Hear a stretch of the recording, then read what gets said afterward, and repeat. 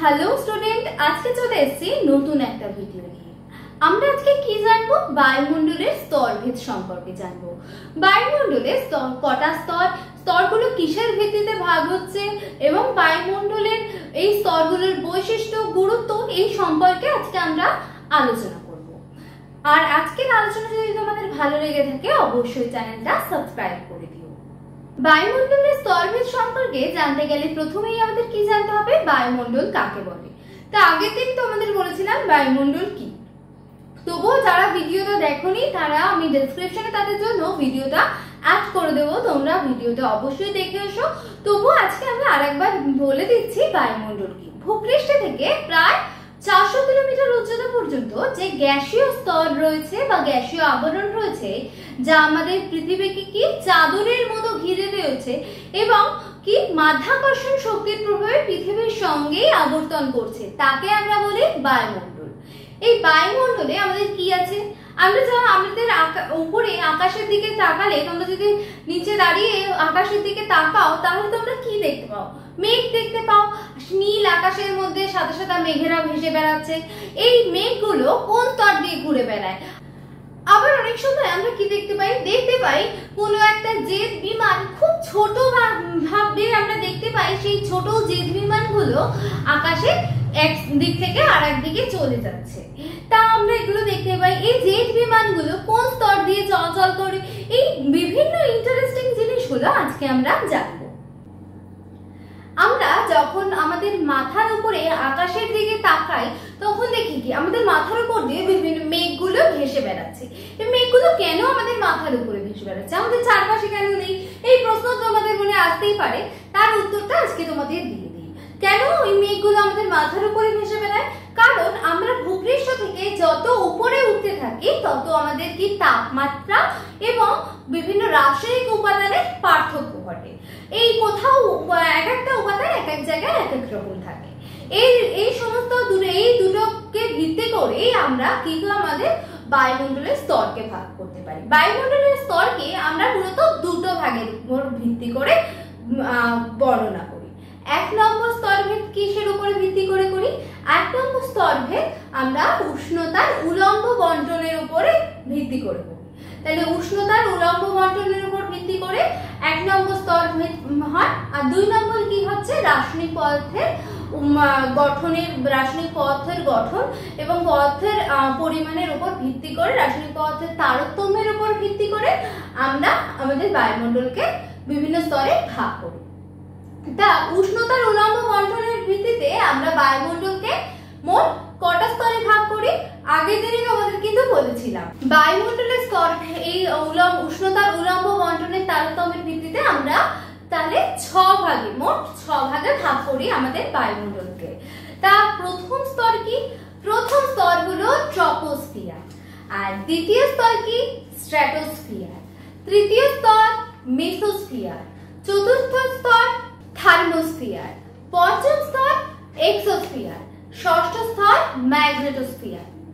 তাহলে আমরা সবার প্রথমে কি জেনে নেব? সবার প্রথমে আমরা জেনে নেব ট্রপোস্ফিয়ার সম্পর্কে। ট্রপোস্ফিয়ার শব্দটা এসেছে গ্রিক শব্দ ট্রপোস আর স্ফিয়ার থেকে। এই ট্রপোস কথার অর্থ হলো অশান্ত আর স্ফিয়ার কথার অর্থ হলো মণ্ডল।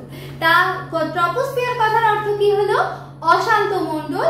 এই ট্রপোস্ফিয়ারকে কেন আমরা অশান্ত মণ্ডল বলি? নিশ্চয়ই তার কোনো কারণ আছে, উত্তর দেব, কিন্তু ভিডিওটা স্কিপ না করে দেখতে থাকো আর ভালো লাগলে সাবস্ক্রাইব করে দিও। তা এই অশান্ত মণ্ডল বলার কারণ সবার প্রথমে বলি বায়ুমণ্ডলের সর্বনিম্ন স্তরে ট্রপোস্ফিয়ার, অর্থাৎ ভূপৃষ্ঠের সব থেকে কি কাছের স্তর। এই স্তরের উচ্চতা ভূপৃষ্ঠ থেকে 16 থেকে 18 কিলোমিটারের মধ্যে। এই ট্রপোস্ফিয়ার স্তরে সমস্ত মেঘ, ঝড়, ঝঞ্ঝা সৃষ্টি হয়। এই জন্য ট্রপোস্ফিয়ারকে আমরা বলি অশান্ত মণ্ডল বা ক্ষুব্ধ মণ্ডল। ট্রপোস্ফিয়ারে আমার আরো একটা ইন্টারেস্টিং কাহিনী আছে। ট্রপোস্ফিয়ারে যত কিলোমিটার উচ্চতা বৃদ্ধি পায়, মানে প্রতি কিলোমিটার উচ্চতা বৃদ্ধির সঙ্গে সঙ্গে উষ্ণতা হ্রাস পায়। কত করে? 6.4 ডিগ্রি সেলসিয়াস, কোনো বইয়ে থাকে 6.5 ডিগ্রি সেলসিয়াস হারে উষ্ণতা কমতে থাকে। একে আমরা কি বলি? উষ্ণতা হ্রাসের স্বাভাবিক হার বা নরমাল লাক্স রেট। ট্রপোস্ফিয়ার স্তরটা পাশের এই ডায়াগ্রাম থেকে দেখো। এই যে ভূপৃষ্ঠের সব থেকে কাছের স্তর হলো এই আমাদের ট্রপোস্ফিয়ার। এবার তোমরা ট্রপোস্ফিয়ারের বৈশিষ্ট্যগুলো এক এক করে দেখতে থাকো। ট্রপোস্ফিয়ারের এই স্তরে বায়ুতে ধূলিকণা, জলীয় বাষ্প, মেঘ ইত্যাদির উপস্থিতির জন্য ঝড়, বৃষ্টি, বজ্রপাত প্রভৃতি প্রাকৃতিক ঘটনা ঘটে, তাই একে ক্ষুব্ধমণ্ডল বলে।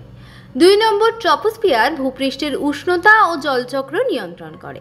3 নম্বর, এই অঞ্চলে বায়ু সর্বদা গতিশীল এবং উচ্চতা বৃদ্ধিতে উষ্ণতা ও চাপ উভয়ই হ্রাস পায়। 4 নম্বর, অক্সিজেন, কার্বন ডাইঅক্সাইড, নাইট্রোজেন, জলীয় বাষ্প প্রভৃতি জীবন ধারণের জন্য প্রয়োজনীয় উপাদান এই অঞ্চলেই থাকে। ট্রপোস্ফিয়ারে কিন্তু আমরা বায়ু প্রবাহ লক্ষ্য করি। এই ট্রপোস্ফিয়ারের প্রধান গ্যাসগুলো কি কি? এই ট্রপোস্ফিয়ারের প্রধান গ্যাস হলো নাইট্রোজেন, কার্বন ডাইঅক্সাইড, অক্সিজেন এবং হাইড্রোজেন। ট্রপোস্ফিয়ার এবং স্ট্র্যাটোস্ফিয়ারের এই মাঝের অংশটাকে আমরা কি বলি, বা এই সীমানা অঞ্চলটাকে বলি আমরা ট্রপোপজ। আদিতে ভূ অভ্যন্তরীণ গঠন পড়াতে গিয়ে তোমাদের যেরকম দুটো ভূত্বক এবং গুরুমণ্ডলের সীমানা বা মহাদেশীয় ভূত্বক, মহাসাগরীয় ভূত্বকের যে সীমানা নির্ধারণকারী যে বিযুক্তি রেখাগুলো বলেছিলাম, সেরকমই আমাদের এই ট্রপোপজ অঞ্চল মানে কি, দুটো সীমা অঞ্চল, মানে ট্রপোস্ফিয়ার এবং স্ট্র্যাটোস্ফিয়ারের মিডিল অঞ্চলকে বা সীমা রেখাকে আমরা বলি ট্রপোপজ। এরপরে আমরা আসছি স্ট্র্যাটোস্ফিয়ারে। স্ট্র্যাটোস্ফিয়ার, স্ট্র্যাটোস শব্দটা এসেছে গ্রিক শব্দ থেকে। স্ট্র্যাটোস কথার অর্থ কি? স্ট্র্যাটোস কথার অর্থ হলো শান্ত, আর স্ফিয়ার কথার অর্থ হলো মণ্ডল। তাহলে এর অর্থ হলো শান্ত মণ্ডল। শান্ত মণ্ডল কেন বলি, এটাও মাথায় প্রশ্ন আসছে নিশ্চয়ই। তো শান্ত মণ্ডল বলি আমাদের এই স্তরে কোনো বায়ু প্রবাহ লক্ষ্য করা যায় না, স্ট্র্যাটোস্ফিয়ারে কোনো প্রকার বায়ু প্রবাহ লক্ষ্য করা যায় না এবং এই স্তরে কোনো মেঘ সৃষ্টি হয় না। এই জন্য স্ট্র্যাটোস্ফিয়ারকে আমরা শান্ত মণ্ডল বলি। স্ট্র্যাটোস্ফিয়ারের প্রধান গ্যাস সমূহ কি? স্ট্র্যাটোস্ফিয়ারের প্রধান গ্যাস সমূহ হলো ওজোন এবং হাইড্রোজেন। এই স্ট্র্যাটোস্ফিয়ারে উচ্চতা কত? ভূপৃষ্ঠ থেকে প্রায় 50 কিলোমিটার বিস্তৃত, অর্থাৎ ট্রপোস্ফিয়ারের পরে প্রায় 30 কিলোমিটার পর্যন্ত বিস্তৃত এই স্তর। মানে ট্রপোপজের পরে 30 কিলোমিটার বিস্তৃত স্তর। আর 1 নম্বর আর 2 নম্বর কি মনে রাখবে? ভূপৃষ্ঠ থেকে 50 কিলোমিটার। মানে স্ট্র্যাটোস্ফিয়ার, আবারও বলছি, ট্রপোপজ থেকে 30 কিলোমিটার আর তার উচ্চতা পর্যন্ত বিস্তৃত, আর ভূপৃষ্ঠ থেকে 50 কিলোমিটার উচ্চতা পর্যন্ত বিস্তৃত। এই কোশ্চেনটা পরীক্ষায় আসতে পারে যে ভূপৃষ্ঠ থেকে কত আর ট্রপোস্ফিয়ার থেকে কত। আসলে এবার মন দিয়ে প্রশ্নটা ঠান্ডা মাথায় উত্তর দেবে। আর এবার বলে দিচ্ছি, এই ট্রপোস্ফিয়ার স্তরে 20 থেকে 40 কিলোমিটারের মধ্যে রয়েছে ওজোন স্তর। মানে এইখানে ওজোন গ্যাসের ঘনত্বটা খুব বেশি। এই ওজোন স্তরের ঘনত্ব বেশি বলে এই অঞ্চলকে আমরা কি বলি? ওজোনোস্ফিয়ার। এই ওজোনোস্ফিয়ার আমাদের জীবনে একটা গুরুত্বপূর্ণ ভূমিকা পালন করে, মানব জীবন তথা প্রাণীকুল, উদ্ভিদকুল, এই সমস্ত প্রাণীকুলকে বাঁচিয়ে রাখে। কেন? এবার উত্তরটা দিই। সূর্যের অতিবেগুনি রশ্মি, সবাই শুনেছি ইউভি রে, যার জন্য আমরা সানস্ক্রিন ইউজ করি। সেই সানস্ক্রিন কতটা করতে পারে? তার থেকে সব থেকে যদি বেশি কাজ কেউ করে, সে করে কি? Ozone sphere. এই ওজোন স্ফিয়ার সূর্যের অতিবেগুনি রশ্মিকে আমরা শোষণ করে নেয়। শোষণ করার ফলে প্রাণীকুল, উদ্ভিদকুল সমস্ত কিছু এই সেই ক্ষতিকর অতিবেগুনি রশ্মি থেকে রক্ষা পায়। এই ইউভি রে ক্ষতিকর প্রভাবগুলো কি? এই ইউভি রে ক্ষতিকর প্রভাব হলো, ইউভি রে আমাদের শরীরে ত্বকের ক্যান্সারের সৃষ্টি করে, আর এটা হলো প্রাণীকুলের মধ্যে। আর উদ্ভিদকুলকে কিভাবে রক্ষা করে? উদ্ভিদের পাতাগুলোতে হলুদ হয়ে যায়, এরকম বিভিন্ন সমস্যার সৃষ্টি করে। আর তাহলে বোঝা গেল ওজোন স্ফিয়ার কি গুরুত্বপূর্ণ ভূমিকা করে। এই ওজোন স্ফিয়ার কোথায় রয়েছে? স্ট্র্যাটোস্ফিয়ারের মধ্যে। আর স্ট্র্যাটোস্ফিয়ারকে কেন শান্তমণ্ডল বলে? উত্তর নিশ্চয়ই পেয়ে গেছো। এবার আমরা দেখে নিই স্ট্র্যাটোস্ফিয়ারের বৈশিষ্ট্যগুলো। পরের স্লাইডে ভালো করে লক্ষ্য করো স্ট্র্যাটোস্ফিয়ারের বৈশিষ্ট্যগুলো এবং খাতায় নোট ডাউন করো। স্ট্র্যাটোস্ফিয়ার পৃথিবীর বায়ুমণ্ডলের দ্বিতীয় স্তর, যা ট্রপোস্ফিয়ারের উপরে অবস্থিত। 2 নম্বর, এর প্রধান বৈশিষ্ট্য হলো ওজোন স্তর, যা ক্ষতিকর বেগুনি রশ্মি শোষণ করে। 3 নম্বর, এই স্তরে তাপমাত্রা উচ্চতা বৃদ্ধির সঙ্গে সঙ্গে বৃদ্ধি পায় এবং এখানে মেঘ বা আবহাওয়ার পরিবর্তন খুব কম, তাই এটিকে বিমান ভ্রমণের জন্য উপযুক্ত করে তোলে। তাহলে এই স্ট্র্যাটোস্ফিয়ার অঞ্চলে উচ্চতা বৃদ্ধির সঙ্গে যেরকম উষ্ণতা হ্রাস পায়, এখানে আবার মেঘ সৃষ্টি হয় না বলে, বায়ু প্রবাহ থাকে না বলে জেট বিমান চলাচল করে। তাহলে জেট বিমান কোন স্তর দিয়ে চলাচল করে? জেট বিমান চলাচল করে স্ট্র্যাটোস্ফিয়ার থেকে। এই স্ট্র্যাটোস্ফিয়ারে আমরা যে শেষ সীমা তাকে কি বলি, স্ট্র্যাটোপজ। এরপরে আমরা জানবো মেসোস্ফিয়ার সম্পর্কে। মেসোস্ফিয়ার এই কথাটা এসেছে গ্রিক শব্দ মেসোস আর স্ফিয়ার থেকে। মেসোস কথার অর্থ হলো মধ্যম, আর স্ফিয়ার কথার অর্থ হলো বলয়, আর তাই এটা হলো মধ্যম বলয় বা মধ্যম মণ্ডল। মেসোস্ফিয়ার কথার অর্থ, মেসোস্ফিয়ারে আমাদের কিন্তু উচ্চতা বৃদ্ধির সঙ্গে সঙ্গে সে আবার আগের ট্রপোস্ফিয়ারের মতো উষ্ণতা হ্রাস পায়। এখানে সর্বনিম্ন উষ্ণতা গিয়ে পৌঁছায় -83 ডিগ্রি সেন্টিগ্রেড। তার মেসোস্ফিয়ারের উচ্চতা কত নিশ্চয়ই জানতে হবে। মেসোস্ফিয়ারের উচ্চতা ভূপৃষ্ঠ থেকে প্রায় 90 কিলোমিটার, অর্থাৎ স্ট্র্যাটোপজের ঠিক 40 কিলোমিটার ঊর্ধ্ব পর্যন্ত বিস্তৃত হলো মেসোস্ফিয়ার।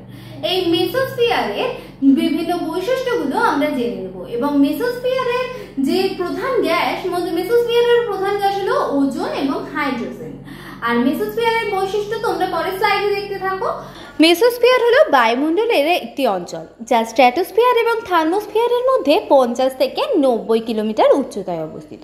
2 নম্বর, এখানে তাপমাত্রা উচ্চতার সাথে সাথে হ্রাস পায়। মেসোস্ফিয়ারের মধ্যে তাপমাত্রা পাতলা বায়ুমণ্ডলের সৌর বিকিরণ শোষণ হ্রাস এবং CO2 বিকিরণকারী নির্গমন দ্বারা শীতলতা বৃদ্ধির কারণে ক্রমবর্ধমান উচ্চতার সাথে সাথে হ্রাস পায়। মেসোস্ফিয়ার শীর্ষকে বলা হয় মেসোপজ, এটি পৃথিবীর বায়ুমণ্ডলের সবচেয়ে ঠান্ডা অংশ। মেসোস্ফিয়ারের ঊর্ধ্বসীমাকে আমরা বলি মেসোপজ। আর তাহলে বোঝা যাচ্ছে, ফার্স্টে ট্রপোস্ফিয়ারের ট্রপোপজ, স্ট্র্যাটোপজ, এরপরটা হলো মেসোপজ। এই মেসোপজের 500 কিলোমিটার উচ্চতা পর্যন্ত কোন স্তর বিস্তৃত? থার্মোস্ফিয়ার। এই থার্মোস্ফিয়ার স্তর, কথাটি থার্মোস্ফিয়ার এসেছে কোথা থেকে? গ্রিক শব্দ থার্মোস অর্থাৎ হলো তাপ, আর স্ফিয়ার কথার অর্থ হলো মণ্ডল। তার থার্মোস্ফিয়ার শব্দটা এসেছে গ্রিক শব্দ থেকে। এবার কি জানবো? থার্মোস্ফিয়ার স্তরের উচ্চতা বললাম কি, মেসোপজের থেকে 500 কিলোমিটার উচ্চতা পর্যন্ত। এই স্তরে উচ্চতা বৃদ্ধির সঙ্গে উষ্ণতা বৃদ্ধি পায়। এই স্তরের সর্বোচ্চ উষ্ণতা পৌঁছায় হলো 700 ডিগ্রি সেন্টিগ্রেডে। আর এই স্তরে প্রধানত মেরু প্রভা সৃষ্টি হয়। এছাড়াও এই স্তরে আমরা বেতার তরঙ্গ প্রতিফলিত হয়ে ফিরে আসে, আর এই স্তরে সূর্যের গামা রশ্মিকে শোষণ করে নেয়। এবার এই থার্মোস্ফিয়ার স্তরের যে সমস্ত বৈশিষ্ট্যগুলো আছে সেগুলো চলো। থার্মোস্ফিয়ার এর এই স্তরে মেসোপজের উপরে 80 থেকে 400 কিমি পর্যন্ত উচ্চতায় পাওয়া যায়। পৃথিবী থেকে সঞ্চারিত রেডিও তরঙ্গ এই স্তর দ্বারা প্রতিফলিত হয়। এই স্তরে উচ্চতা বৃদ্ধির সাথে সাথে তাপমাত্রা আবার বাড়তে থাকে। অরোরা এবং উপগ্রহ এই স্তরে ঘটে। থার্মোস্ফিয়ারকে আয়নোস্ফিয়ারও বলা হয়। নিম্ন থার্মোস্ফিয়ারকে বলা হয় আয়নোস্ফিয়ার। আয়নোস্ফিয়ারে তড়িৎ আধানযুক্ত কণা থাকে যা আয়ন নামে পরিচিত। তোমাদেরকে একটা ইম্পর্টেন্ট জিনিস বলে রাখি যে এই আমাদের হ্যান্ড রিটেন নোট তোমরা এই ভিডিও শেষে পেয়ে যাবে, তাই পুরো ভিডিওটা স্কিপ না করে দেখতে থাকো। আর এরপরে আছে এক্সোস্ফিয়ার। এক্সোস কথার অর্থ হলো বাইরে, আর স্ফিয়ার কথার অর্থ হলো মণ্ডল। তাহলে এই শব্দটা এসেছে গ্রিক শব্দ এক্সোস আর স্ফিয়ার থেকে। আর তাহলে এক্সোস্ফিয়ার স্তরের উচ্চতা হলো ঊর্ধ্বাকাশে 750 কিলোমিটার পর্যন্ত। এই এক্সোস্ফিয়ার স্তর হিলিয়াম এবং হাইড্রোজেন গ্যাস দ্বারা গঠিত। এই এক্সোস্ফিয়ার স্তরে চৌম্বকীয় ক্ষেত্রের সৃষ্টি হয়। এক্সোস্ফিয়ার বায়ুমণ্ডলের সবচেয়ে বাইরের স্তর। যে অঞ্চলে অণু এবং পরমাণুগুলো মহাশূন্যে পালিয়ে যায় তাকে এক্সোস্ফিয়ার হিসাবে উল্লেখ করা হয়। এবার জানবো আমরা ম্যাগনেটোস্ফিয়ার সম্পর্কে। ম্যাগনেটোস্ফিয়ার হলো এক্সোস্ফিয়ারের বাইরে যে চৌম্বকীয় ক্ষেত্র বা যে চৌম্বকীয় আবরণ বায়ুমণ্ডলকে ঘিরে রয়েছে তাকে বলে ম্যাগনেটোস্ফিয়ার। এই ম্যাগনেটোস্ফিয়ারে গ্যাসীয় ঘনত্ব খুব কম। এইখানে প্রধান গ্যাস হলো হাইড্রোজেন এবং হিলিয়াম। চলো এর বৈশিষ্ট্যগুলো দেখে নিই। এই স্তরে বায়ুমণ্ডল বেষ্টনকারী একটি চৌম্বকীয় ক্ষেত্র। 2 নম্বর, এই স্তর গ্যাসীয় ঘনত্ব সবচেয়ে কম। 3 নম্বর, এই স্তরের চারপাশে মহাকাশ বা অসীম শূন্য। 4 নম্বর, এই স্তরে বায়বীয় উপাদানসমূহ আয়নিত